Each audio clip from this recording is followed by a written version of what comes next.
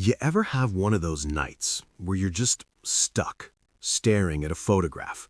Not because it's beautiful, but because you're trying to push, trying to hear the laughter that's frozen there, smell the long faded perfume, feel the warmth of a sun that set 50 years before you were born.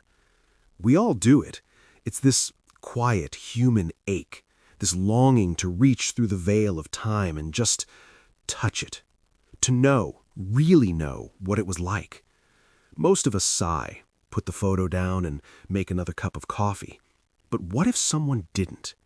What if that ache was so profound, so unbearable, that they dedicated their life to building a door?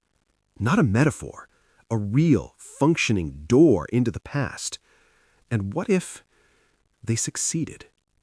This isn't a story about cool time travel. This is a story about ghosts. The ghosts we wish we could see, and the ghosts we create by looking. This is the story of the Chronovisor. And it begins, like all the best and worst stories do, with a man who loved God and a man who loved machines. Hi, I'm Theory Slasher. For the last, too many years, I've been obsessed with lost things, lost sounds, lost faces, lost moments. And in all my digging, one story kept coming back to me, whispered in the corners of archives and late-night forums. A story so audacious, so terrifyingly beautiful that it had to be a lie. But the best lies are wrapped in truth. Our first man, Father Pellegrino Maria Ernetti, a Benedictine monk, a respected scholar of archaic music, a man who spent his life listening for the echoes of God in ancient Gregorian chants. Think about that. His whole existence was about recovering lost vibrations, lost songs of devotion. Is it any wonder he might dream of a device that could recover everything else? Our second man, Father Agostino Gemelli, a physician, a psychologist, a fierce intellectual, a man of science who believed the physical world held all the answers. He founded the Catholic University of the Sacred Heart in Milan. His domain was the tangible, the measurable.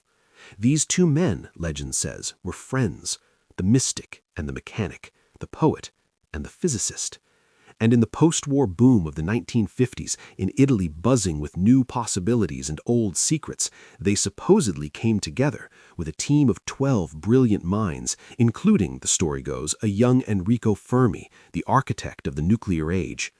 Their project?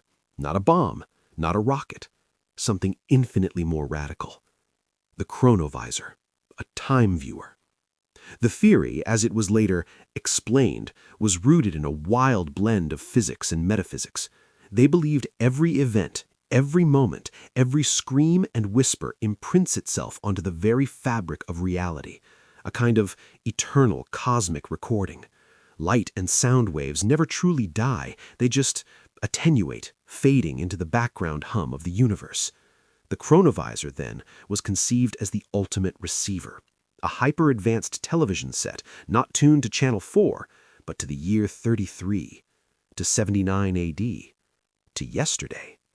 It would amplify those ghost signals, filter out the noise of the present, and project the past onto a screen. Can you imagine the first time they turned it on? The hum of vacuum tubes, the smell of ozone, the crackle of static on a view screen. What did they hope to see? A proof of Christ's crucifixion? A lost play by Sophocles? Cicero's final speech? According to Father Ernetti, in a series of controversial interviews in the 1960s and 70s, they saw all of it. He claimed they witnessed the Last Supper, not as a painting, but as an event. He described Christ's face, which he later had an artist render, a haunting Byzantine-looking image that somehow feels too specific. He said they heard Cicero's orations in perfect classical Latin. They saw Napoleon, Cleopatra, the burning of Rome. The scientific community, understandably, laughed. They called it a hoax, a pious fantasy. The Vatican, feeling the heat, allegedly seized the device and all records.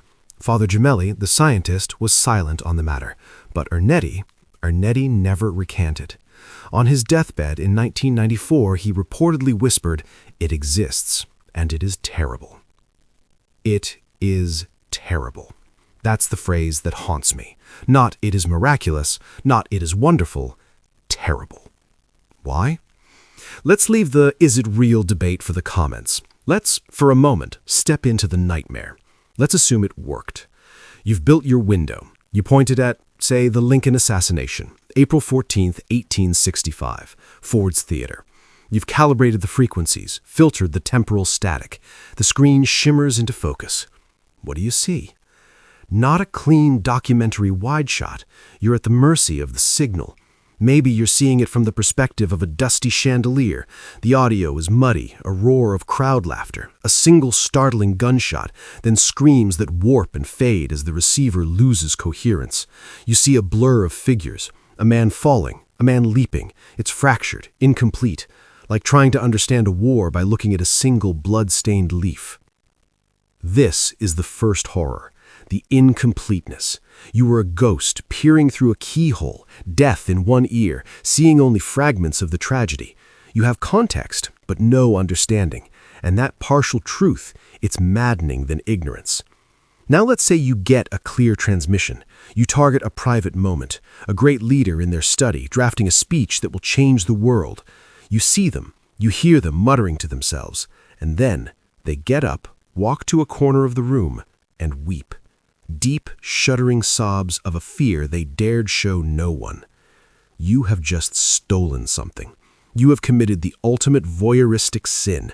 You have witnessed a soul in its nakedness, a moment of vulnerability that was never, ever meant for you. This is the second horror, the theft of intimacy. The Chronovisor isn't a history book, it's the world's most profound violation of privacy.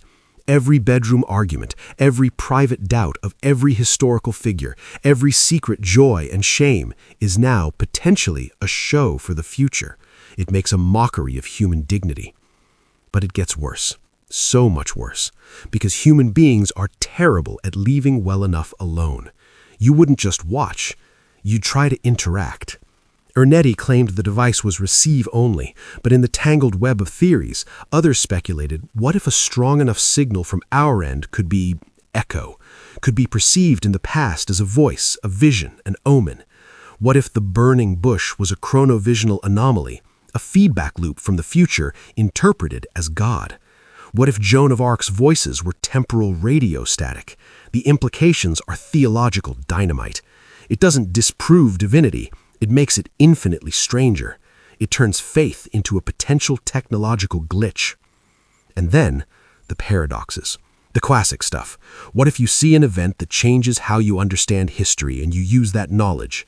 But let's get more visceral. What if you point the device on your own childhood? You see your backyard.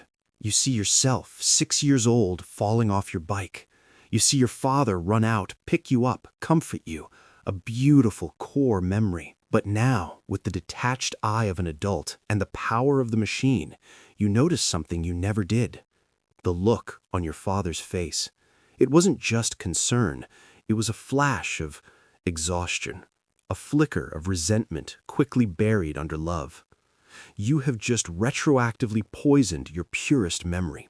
You can't unknow it. This is the third horror, the destruction of memory. The Chronovisor doesn't show you the past as it was. It shows you the past as a signal, a cold, objective, merciless record that has no room for the warm, forgiving glow of nostalgia. It would replace our fragile, beautiful human memories with sterile, heartbreaking data. Father Ernetti was right. It is terrible. But I have to confess something to you. Even knowing all this, if I had a button right here that would let me see just one moment, I'm not sure I wouldn't press it. To see my grandfather's face, not in a faded photo, but alive, hearing his voice again. To see the construction of Stonehenge, to hear the first performance of Beethoven's Ninth. The pull is gravitational. It's that same ache we started with, amplified to madness. And that's the final, most profound horror.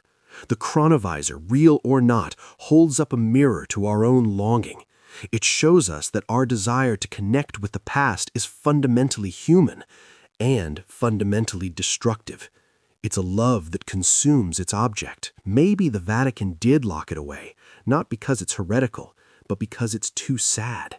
Because it would force us to see history not as a grand narrative, but as an infinite series of lonely, fleeting, imperfect moments, just like our own. And seeing that, it would break the heart of the world. So what's the truth?